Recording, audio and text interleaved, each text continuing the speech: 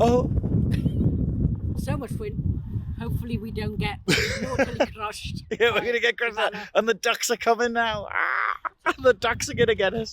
Oh, girl, hello there. I'm the Velvet Snatch, and I'm here at Alnwick Gardens for Mr. Gay Great Britain 2025, and I'm joined by one of our fabulous finalists, the wonderful Jude. Hi. How are you doing, my dear? Murai, I'm tired and sweaty, but very happy. Have you just got out of your suit?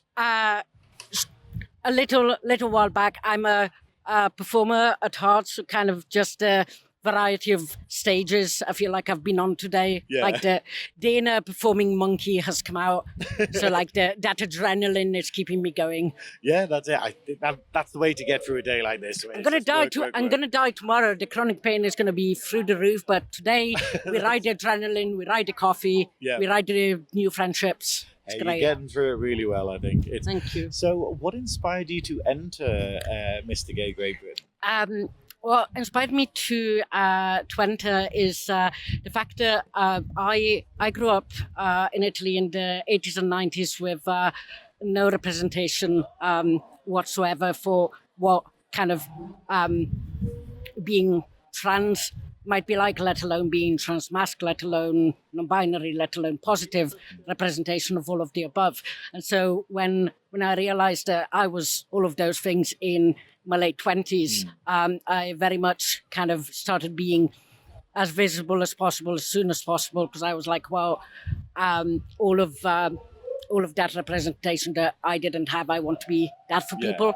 And I actually did a couple of pageants back in Italy in 2019, and both of those were transmasculine specific pageants. But even then, I found I was a bit of a odd one out, because in those we were all trans guys, but I was the only person there who wasn't straight. I was the only person there who was like non-binary. So I've often found that, and here today I'm the only one who's like visibly disabled. So I find that even in gay spaces, even in trans spaces, I often like occupy a lot of intersections that don't get spotlighted otherwise. And that's also something that I address, a lot in my work as a writer and a performer.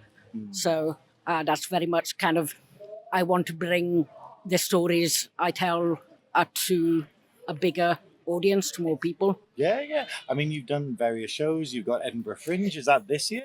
Yes. I bought my first show at Fringe last year that I'm bringing back this year because I don't feel like enough people got to see it.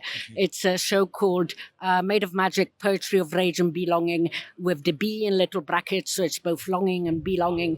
And it's the story of kind of me clawing my way out of a 10-year nervous breakdown through poetry and art and community.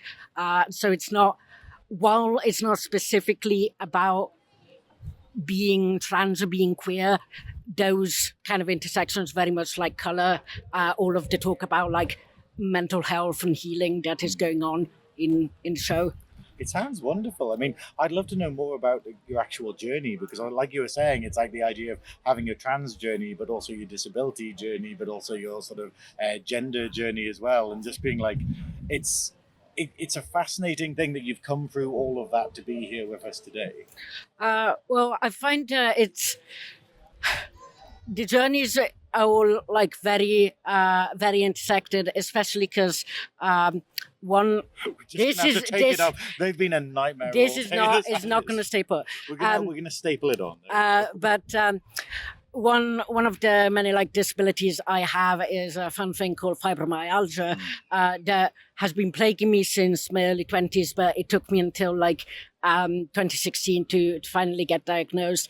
And I remember like someone like sitting me down and explaining that fibromyalgia is something that's usually a physical manifestation of trauma. And as they were saying this, I kind of started a mental graph of like every major like traumatic event in my life, because amongst other things, I'm a twice survivor of kind of domestic violence, been through 2 incredibly toxic, abusive relationships, like from ages 19 to 25. So kind of here to tell the tale really by the skin of the teeth. And I very much like started mapping that, okay, those traumatic experiences and my physical health like declining. And it's a perfect like one-to-one graph of, there was me like 19, 20 being like a bit hypermobile, but otherwise mostly okay, to, now needing a cane, desperately trying to get a scooter, but the state won't give me one. So it's been a kind of, and then it's interesting because while obviously being disabled and like being queer, being trans, while they're, separate things, so many kind of my queer and trans friends are disabled, and, so many of my disabled friends are queer and trans. So there's definitely like a lot of intersecting going on. And I feel one thing that very much needs highlighting is how like invisible we're often made to be, even in like queer spaces, even like disabled people, even in queer spaces and even in trans spaces. Like you get so many, like even the events that I put on, like I'm obviously I'm organizing a wonderful fundraiser with all of my kind of performer friends in Edinburgh for like the Charlie and Carter Foundation, for Pride Action North, and even for something where I myself, a disabled performer, are going to be like headlining. Even then, I don't know for a fact that the venue will be accessible, just because, it's Edinburgh. It's an old historical city made of cobbles. I live up a flight of stairs, which ironically disables me more, which means I really need a scooter. But because I live up a flight of stairs and I would have to store it on the street, they won't give me the scooter. And it's like, it's fascinating hearing about the journey and just bringing to light, using your position, especially in this competition, to inform people about the struggles that you face day to day, because a lot of people are just like, like you say, they're invisible. Absolutely. And I generally kind of put what I do, like my vocation, under the big banner of like, I'm a storyteller, and then the written poetry, the performance poetry, the fiction writing, the activism work, the visual art, they all come under the heading of telling stories. I've always kind of talked for Italy or England, depending, and I've always been told like, you could talk whoever's ears off, you could sell anything to anyone, and so I think, okay, if I have this gift for telling stories, for entertaining, for like talking nonstop until I'm told, please, for the love of God, stop, then I want to use it for good, Well, that's it. If you're a good orator, then you might as well use it, But as we touched briefly on fundraising there, yes. How are you planning to do your fundraising? Are you excited for it? I am very excited. There may seem like there isn't currently anything about my fundraiser on the socials, mostly because I want there to be like a definite kind of date and like ticket link that I can send people to before I put it online. But I've been doing a lot of work under the scene, under like the table behind the scenes. And basically I'm kind of inviting all of the performance poets, like storytellers that I know around Scotland, to do a big kind of performance evening, and obviously all the ticket sales for that are going to go towards the two wonderful charities. I'm going to have like a kind of way for people who can't make it to the event to still donate, and also lots of lovely like fellow local artists have like donated art, like local businesses have donated like vouchers, or someone is like, I make artisanal bread, I can offer a voucher for a bespoke loaf of bread for this. So we're going to have a wonderful raffle, so that's going to be a way to have like more money coming in. And basically, if the lovely people watching this follow me I'm at Fabulous Phoenix Boy on everything. I'm mostly on Blue Sky, but I'm gonna also post like the important bits on Facebook and Instagram as well. And the event is going to be most likely end of June or most likely July. Yeah. So fabulous exciting. Phoenix boy and everywhere. Look out for the links. Yeah, that sounds absolutely incredible. Like it's a great way to engage the community. Absolutely. Getting all of your creative friends and seeing what they can bring to the table to help And- a wonderful cause. And again, because it was like, okay, do a fundraising thing, and like the wonderful team people were saying inside before, like there's no point in like organizing like a football thing if you don't even really like football. And it's like, wow, I'm a performer, I'm a teller of stories. All of my friends are performers and artists. Yeah. So if I put like line out, I started kind of just approaching people like friends at open mics and other events and be like, hey, so I'm organizing this thing. And honestly, even before like I was allowed to say that I was taking part in this and like what the charities were, but I was like, so I'm doing an exciting thing and I promised the charities are worthwhile and would you be up to do a thing? Yeah. And most people were like, yeah, absolutely. Like without even knowing what they were agreeing to. It's just a, very friendly, helpful bunch. Yeah. However, we have to talk about the runways. Yes. Like, how is the community going to play a part in helping you with runways? Or have you got any ideas? I have ideas. I don't know how much to spoil. I do want to say that I'm very excited for particularly I'm particularly excited for the national and like the swimwear. The national because I feel I've been living in Scotland for about 3.5 years, and I feel like I've really been like embraced by people over there. So I very much want to pay tribute to Scotland with like the national outfit, and also kind of do some creative reclaiming of the work of a certain author with whom I have the misfortune of sharing a city, who very much does not represent the views of Scotland. And I kind of, especially being, in Alnwick of all places, I kind of, without spoiling too much, I want to say that there will be a play on that. I'm really looking forward for people to see, and I'm definitely going to need the help of someone who's very good at making bespoke hats. So if you happen to know anyone, put me in touch, and I can tell you more about my idea later.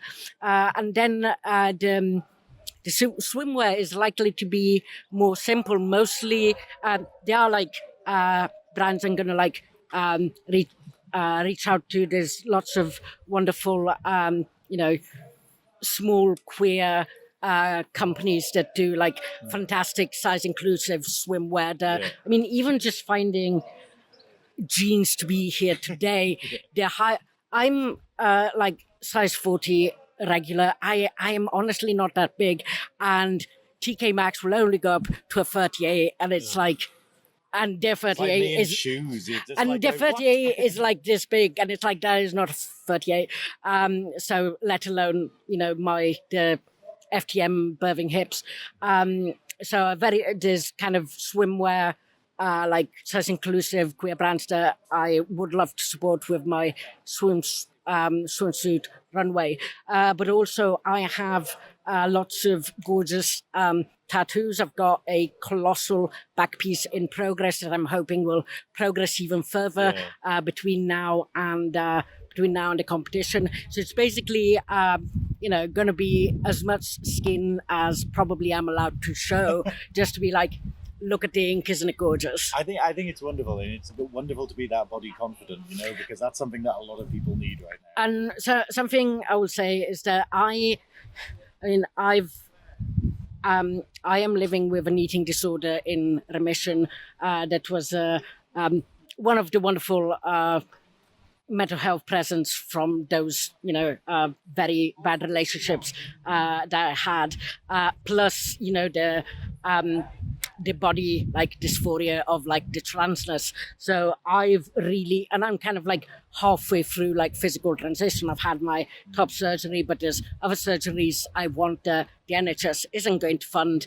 So that's going to be another fundraiser further down the line, because 24K is a lot of money. It's like no, like never seen that amount of money all in one go.